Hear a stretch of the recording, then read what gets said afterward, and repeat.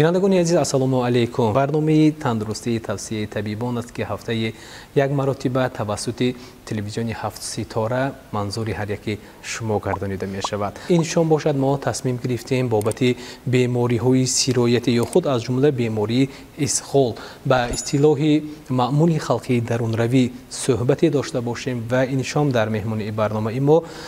سردار مرکز تشکل طرز حیات سالم ناحیه بابا جان غفورov محترم زاکرov کریم جان هستند. و خب دکتر رحمت سلامت باشید. میخواستم نظر شما را بابت موضوعی که ما این لحظه میخواهیم بررسی کنیم شنویده باشیم. و عادتا میگویند بعضا بیماری هایی هستند که موسمی هستند، چون در موسم خروج میگیرند، اوج میگیرند و بعضا بیماری هایی هستند که تمام سال میتوان روبرو شد و ما تصمیم گرفتیم بابت بیماری های سیرایتی از جمله بیماری اسهال یا خود میگویند درون روی ایستاده باشیم و چی باعث می شود که مثلا چی طفل گوییم، چی جوان گوییم، چی نوروز، چی میان سال یا خود کلان سال به این گرفتار می شوند. آیا خود اسهال یا درون روی این هم می توانیم بیماری نامید یا اشتباه میکنیم؟ سوال نه. انا بیماری های سیرایتی این بیماری اون است که از شخصی مثال بیمار به شخص سالم میگذرد. اکنون این بیمار ویروسی میشد، باکتریالی میشد، پارازیتی می باشد و باکتریایی و ویروسی می باشد که اینها مثال علامت خوش همش یک خیل باشدن مثال انمون برانگیزنده کسلی مثال هر گونه می شود. برای همین حالی برای پیشگیری این بیماری ها ما اول دانستن ما در کار که این چه خیل بیماری باکتریالی می، ویروسی می یا که پارازیتی می مثال من راههای گزارشی این بیماری اگر ما وای کنیم اگر این بیماری های سیرایتی از دست چرکین میگذرد بسیارتر. من مثال یک توی بروید اگر مثال یا یک لازم بروید یا یک چاره بینی ها بروید اگر تگی درنده آدم ها یک توب میستند همش که سلام علیک میکنید و سانه در آمده استاده دست نشسته اوقات میخورد. همین هم مثال ما نمیدانیم که همونای دونشنده همین کسلی های زرد پروین هایمی، بیماری های اسهال هایمی یا بیماری های دیگر خیل دامنه هایمی نمیدانیم. همونای مثال همین هم یک چیزی که مثال همین چیزای ما قطع کردن ما در کار که همین آدما هم خیلی چیزهای نکند مثال از سلام علیکم استاد گذشته رفته اوقات خود سانی برام دست شده سانی سلامت کنه دم میشد. همین مسئله هم یک حرکت چه کردن ما در کار. خب با اینجا نظر ما دکتر بابت اونی است که اویا به این نمودی بیماری اسهال یا خود درون روی کیها گرفتار میشوند و چرا؟ بسیارتر این کسلی و مثال گوتکان گرفتار بشن چون که آنها به گیگینه شخصی رعایت نمیکنند. من مثال مادرش رسیاند، پدرش رسیاند، مثال مخاجرتند، یک خالش یا آچش بچه های پتافت برفتگی و اگر بی نظارت مونده اگر زمین ها و غلده میگردد اصلا اسنا و من کوچه هنده مول میبینیم همه خیلی چیزهای مثال انمینا مثال بسیارتر دست نشسته استاده اوقات میخورد یا که یخلا همون میوه هایی که مثال همون تگ درخت بشتگی باشه اگر همون گرفته استعمال میکند همینایی هم گذشتن است ممکن. برای همینم برای پیشگیری این بیماری طبیبان مصلحت میکرد که همین میوه یا چیوه های همیشه مثال ششت خودن در کار آبی تازه کردی ششت تازه کرده خودن در کار که مثال همین برانگیزنده ها ارگانیسم به واسطه دهان سیرایت نکنند. از دیگر طرف مثال یک خیل گودکات شو بسیارتر کسل میشد. بله چرا بیشتر کودکان بسیارتر کودکان کسل میشد چون که بسیاری آنها مثال مادرشان شیر مادر داده نمیتونند شیرش کم میشد. همینا مثال چخلی که تیپ بنده میگن اینا اسکوستوینگ میگن اینا مثال همین هر خیل چیزای دانسته ندانسته میدیند. همین اگر پدر و مادر و مثال طبیبا که رفتن مصلحت کرده استاده اگر همین غذای علاوگی مثال تعیینات کنند اگر شیر مادر مثال زیاد کردن به همین در کاری داروهای مثال استعمال کنند اگر همین کسلی ها در بین کودکان هم کم میشد. خب اینجا دکتر تصور کردیم در یک عائله که کلی نروسک است یک فرزند 7 ماه 8 ماه دارند یعنی شیرخوار از فرزندشان و در آن خانواده گوییم مادرکلانی هستند و همیشه برای همون عروسی که خانواده نصیحت میکنند و خوب میگویند فرزند عزیزم هنگام طعام خوردن احتیاط باشید، ریجه طعام خود را رعایت کنید تا اون که فرزند شما بیمار نشده باشد. آیا در اصل هم میتواند ریجه نادرستی طعام خوری این مادر فرزند را گرفتاری بیماری اسهال یا خود درون روی کرده باشد؟ تا چه اندازه این اساس دارد؟ بله میشد. ما اینجا برای هر یک مادرنامه تشکیل کردگی من حتما به نزد دکتر برگردید. اگر من این خیلی علامت ها باشد، مثال درون روی باشد، بیمه‌داری باشد، احوالش وزنین باشد، حرارتش پست یا بلند باشد، مثال قی کند، دردسر باشد، اگر زود به دکتر مراجعت کردن در کار. گفتم من مادرنامه دادگی ما من ثانیه اینجا نوشاکی های خیلی مثال گودک بدادن در کار، کدام گذراندن در کدام ماه ها، همه خیلی چیزها های من این پشتشنده من مثال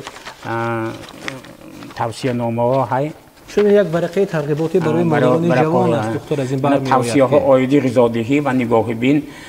با مقصد انکشاف کودک سالم در وقت بیماری من چکیدن در کار. چون اگر اینجا مادر بیمار باشند یعنی توصیه نامه های ما میتیم همین مادر مثال همین فهمیده استاده همون کودکش همین که اگر نگاه کنه دیگر مثال با آینده با کسل نمیشه. آیا دکتر این نمودی بیماری اسهال یا خود درون روی نشانه ها هم دارد یا نه؟ درون روی اساسا نشانه ها خیلی که میگن اینکوباسیون پیریود. من مثال اگر امروز همون برانگیزنده ارگانیسم فرامدگی باشد در دوام چند ساعت؟ در دوام 2-3 روز یا که مثال 12-24 ساعت همین کسلی سراز علامتاش پیدا میشه. این درد سر، دل بخزوری، قی کنی، سرچغزنی، بیمه‌داری، ثانی تاب دادن شکم، مثال درد شکم، دم دادن شکم، درون روی هر مثال 10 بار 15 بار مثال درون روی میشد. مثال اگر مثال برنده دکتر معذرت میپرسم معیار چند است؟ کدام باید یک بار 2 بار اکن نرمال نین. مثال دیگر وقتا معیارش به دیگر وقتی مثال اگر 4 بار 5 بار رود وجه این بیماری حساب میشد. ثانی در اخلاطش سویق میشد و یا که کپک دار میشد یا که اگر برانگیزندش مثال دیگر خیلی وزنین تر باشد اگر اسهال خونین میگن خون پیدا شدنش ممکن چون که همین تاکسین هایی که همین زهرآلودی همین ویروس و باکتریا ها یا همینا مثال همون روده های ویران میکنند. خونگردش فعالیتش ویران میشه در نتیجه مثال اسهال خونین میگن خون میبیاد ادرونش. برای همین حاضر ما یک وقتی که مثال درون راه شده در اپتیکو میرد تتراسیکلین میگیرد. ولی چون عادت شده است آیا این درست است یا نه؟ همین نادرست مثال که مثال پس چیکار کنن در اولین مرحله که دیدن که انا همون اسهال یا خود درون روی رو در فرزندشون یا در خودشون گوییم دیدن چیکار کنن؟ اولین کاری که اجرا کنن کدام است؟ انا همین برای همین این بیان من بوکلت های تشکیل کردگی با دستگیری مقامات اجرایی حاکمیت دولتی ناحیه. من اینجا ما گفتیم که اگر علامت های درون روی و بیماری های راهی نفس یعنی گودک نوشیده و سینه مکانیده نتواند، حرارتی بدن 37 درجه بلند یا که پست باشد، در اخلاط گودک خون پیدا شود، نفس کشی گودک تیز و دشوار گردد، سینه مکانی را حتما دوام داده دکتر را جغ زدن در کار و خانه دعوت کردن در کار که و برای تا دکتر آمدن هم محلولی نمکدار یعنی ریگیدرون تیار کردن ما در کار. من اینجا چخیل تیار کردنش 1 لیتر آب به 1 پراشوک ریگیدرون تعیین میکنن و آبی جوش میریزن. همینه مثال دوام دادن ما در کار. اگر گودک مثال با قای کدن گیرد یا پرتا کدن گیرد اگر کم دم داده استاده با سینه مکانی دوام داده استاده ریگیدرون دادن ما در کار که ارگانیسم بی آب نماند. چون که 80% مثال همین بدنی گودک این آب کدید وای کلان سالانده 60-70% آب های. اگر 10% آب ارگانیسم برود اگر این دیهیدراتاسیون میگن یعنی بی آبی. اگر 20% آب از ارگانیسم برود من اخلاط کدی یا که عرق کدی یا که قیکنی کدی برود اگر آدم وفته نش ممکن. برای همینم گودکو تیز بسیارتر گودکا مثال اگر همین کسل ها دوچار شود اگر بسیارتر همین گودکا در نتیجه انمین دیگیدراتاسیا آب ارگانیسم برفتنش وفیدنش ممکن برای همین انمین ریگیدرانه تا آمدن دکتر ما تعیینات کردن ما در یعنی این یوری اولین درجه است اولین درجه انمین مثال چی کردن ما در کار که انمین مادر پدر و مادر انمین دوام داده است و اینجا من خوب دکتر بابت اندیشه شما در یک هنگامی پاسختان بابت یک فوت رفت و آیا بودن در تجربه چندین سالینه شما فعالیت شما در تجربه چندین سالینه شما بودن چون این حالتی که چون یک طفل گوییم یا نورس یا جوان گوییم به این بیماری اسهال یا خود درون روی گرفتار شد و باعث همین بیماری شاید فوت اون نفر شده باشد یا از این نمودی بیماری تا فوت نمیرسد اگر هر یک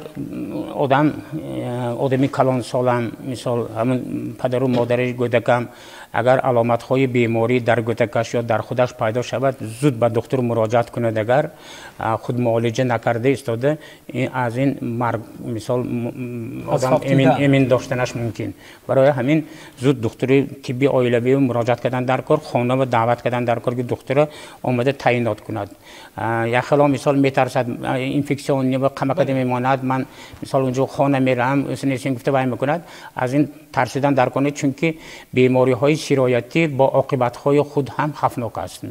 مثال اگر کسلی زرد پروین باشد اگر وقتش زرد پروین مثال وقتش معالجه نکند و سیروز بگشتنش ممکن کوما بگشتنش ممکن یا که درون روی من اسهال مثال از روی خون رفتنش ممکن در نتیجه در حالت زودی مراجعت نکردن به طبیبان یا خوب در حالت معالجه در خانه گویم در خود معالجه مشغول بودن به چه آورده میرساند این نمود بیماری عاقبت های خودش که خطرناکه مثال من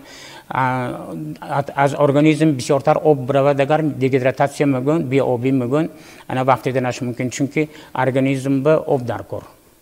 بی آب مثال زندگی کردن نمیشد دویمش مثال روده ها مثال ویران شدنش ممکن فعالیت کاری روده و معده ویران شدنش ممکن خون برفتنش ممکن معده روده و مثال یا که مثال کم خونی پیدا بشد عاقبتش به مثال همین درون روی های هم بسیار اگر وای شود کم خونی پیدا بشد یا که کسلی های من مثال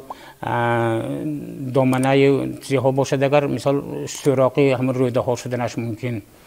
یا که مثال سیروز جگر شدنش ممکن برای همین از عاقبتاش ایمن داشتن به وقتش معالجه گرفته وقتش به دکترها مراجعت کردن در کار و خب دوامناکی معالجه این نمودی بیماری از چند تا چند روز طول میکشد دکتر خیلی در حالت سری وقت مراجعت کردن و در حالت دیر مراجعت کردن چند وقت طول میکشه این بین دو مراجعت اگر وقتش مراجعت کند اگر وقتی مهلت معالجه کمتر میشد اگر دیر مراجعت کند اگر یک ماه دو ماه هم طول یافتنش ممکن معالجه چون که انمی اثرات های بیماری سرایتی بسیار وزنین میگذارد مثال کم خونی میشد مبادله ماده ها در ارگانیسم ویران میشد من سوراخ های مثال روده ها شدنش ممکن اگر کسی زرد پروین باشد اگر زرد پروین مثال سیروز یا که کوما و فرامدنش ممکن آدم برای همین وقتش مراجعت کردن در کار وقتش معالجه گرفتن در کار و خب اینجا دکتر معذرت میپرسیدم به این نمودی بیماری که ما الان صحبت داریم تنها گوییم کودکان طفلان گرفتار میشوند یا نفرانی کلانسال نیست این کسلی بسیارتر گودکان چون که من در پیش گفتیم اونها بسیارتر با گیگینه شخصی رعایت نمیکنن کوچنده مثال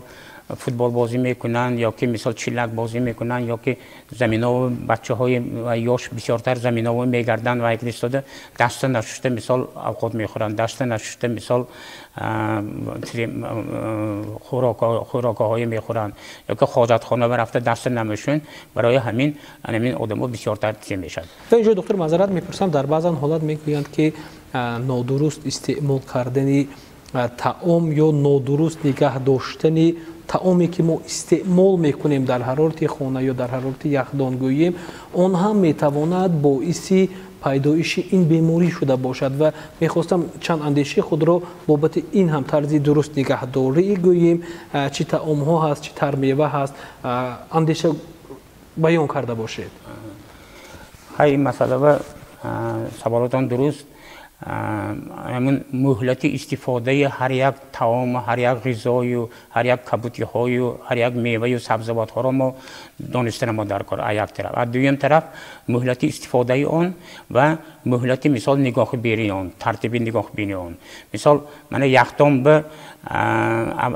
بولی یختم به گوشت مانید و تگرش مثال کبوتی های مانید میوه و سبزیجات های مانید اگر حالا اینکه گوشت یخ کده استاده آبش مثال میوه و سبزیجات ها میفراد اینجا بیام مثال آدم‌ها هر خیل کسلی ها و گرفتار شدنش ممکن چون که من گوشتنده هم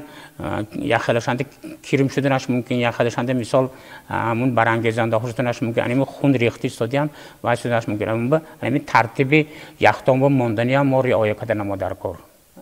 از دیگر طرف مثال همون مهلت استفاده آن به نگاه کردن ما در کار در وقتی خریداری کردن یک محصولات های هم دیدن ما در کار مثال مهلتش گذشتگی استفاده برای دیگر هر خیل بیماری های همین درون روی و اسهال و همین خیل کسلی ها ما گرفتار شدن ما ممکن خب تشکر زیاد و خب تماشابینان عزیز و ارجمند بار دیگر شما هر یکی شمایان را به خیر و شادی میگوییم و برنامه طبی توصیه طبیبان رو ما این لحظه منظور شما گردانیده ایستادیم و موضوعی که باشد بابت بیماری سیرویتی یکی از این بیماری اسهال یا خود درون روی است که در مهمانی این شومینه ما محترم زاکرف کریم جان تشریف آوردند و بابت این بیماری بیان اندیشه نموده ایستادند و من دکتر میخواستم بابت چی کار کنیم بابت پیشگیری این نموده بیماری پس ما باید چی کار کنیم تا اونی که همیشه سالم باشیم همیشه فرزندا سالم باشند همیشه اهل اویل سالم و از این بیماری که الان چند فکر بیان کردی دور باشند اگر هر یک شخص با قاعده های گیگینه شخصی یعنی بعد غذای حاجت پیش از خوراکخوری دست تازه صابون کده شسته ایستاده سانش استعمال نماید دویمش میوه و سبزیجات ها را همین کبوتی ها را اگر تازه شسته سان استعمال نماید اگر چون که همین اول صحراها مثال اخلاط میپرتون اونجا میوه و سبزیجات های باید تازه شستن در کار چون که همینا مثال برانگیزنده همون میوه و سبزیجات آنده های برای همین تازه شسته ایستاده باید استعمال کردن در کار از دیگر طرف آب مثال حاضر تامینات آبم مثال قشلاق‌ها بسیارتر نقش شده که من مثال یک جماعت بسیار به مثال یک وقتی آب نبود کسلی های اسهال و دامنه و همین کسلی های مثال زرد پروین یک اوج گرفتگی بود و یک وقتی ها حاضر من مثال پشتی 100% آب کدی تامین شدگی همین کسلی ها مثال اونجا دیده نمیشود این هم یک غمخواری همین رئیس ناحیه رئیس ولایت مثال حکومت جمهوری تاجیکستان می باشد آب مثال از جایهای تازه مثال از و یا گرفته استاده دائما جوشانیده استعمال کردن در کار برای همین سانه یک قاعده جوشانی هایی که مثال ما هم تو جوشید هم تو گرفته چای میکنیم این نادرست بعد جوشیدن دیدی یک با 10-15 منوت آب جوشیدنش در کار چون که انمون دلنشانگی همه برانگیزنده ها نابود شدنش در کار نمک ها یک تکسین دادنش در کار برای همینم ارگانیسم به برای ضرر نآوردنش باید جوشانیده استعمال کردن در کار از من بهار شد بچه ها دونی کانال میبینید یا که جویبارها میبینید که همین جویبارها تازه اینم یک باعث گرفتار شوی همین بیماری میشد برای همین اگر تازه کده استعمال یک سوباتنیک کده می سوباتنیک میگن تشکر زیاد و خب اینجا من میخواستم دکتر در انجام صحبت ما باید تماشابینان عزیز ما میتوانید گفت که در خانواده خود کدام داروواری ها رو نگه دارند در حالت گوییم روبرو شدن به این بیماری اسهال تا رسیدن یا گوییم درمانگاه گوییم تا آمدن طبیب گوییم از کدام استعمال کنند و برنامه را جمع بس میکردیم با همین اندیشه شما این مسئله مثال توصیه میدادم که اول هیچ کم کسل نشود لیکن هر یک خواننده خیلی که میگن اپتیچکی دورود شدنش در کار مثال خیلی تب میفروردگی اینای مثال اگر تبش براد اگر میدادگی اسپرین مثال پاراسیتامول شدنش در کار یا که من خیلی که حاضر گفتیم ریگیدرون مثال برای همین پیشگیری تا آمدن دکتر همین ریگیدرون ما مخلول 1 لیتر آب مخلول کده استاده همین نشاندن ما در کار که ارگانیسم همین بی آبی ضرر نبیند این شدنش در کار سونه های سپیرت شدنش ممکن در کار که مثال همین من اپتیکاند مخلولی سپیرت های همین آب کدی ارالش کدی استاده وقتی تپ کدی گنده همین جاهای رگش بسیارتر مثال تگای خلق پاهای تگش به مثال مالدن در کار که همون تبش فراد همین چه کدی استاده همین یاری اولی طبی ما تا دکتر آمدن رساندن ما در کار. تشکر زیاد. و خب تماشابینان عزیز و ارجمند اینجا ما رسیدیم به فرجام برنامه این شامیده. باوری داریم که تا این لحظه هایی که با شما بودیم برای خود یک معلوماتی لازمه رو گرفتید. باقی با امید خانه آبادی و سربلندی هر یکی شما تا برنامه دیگر تا هفته دیگر خداحافظی میکنیم. خیر، خانه آباد و پیروز باشید.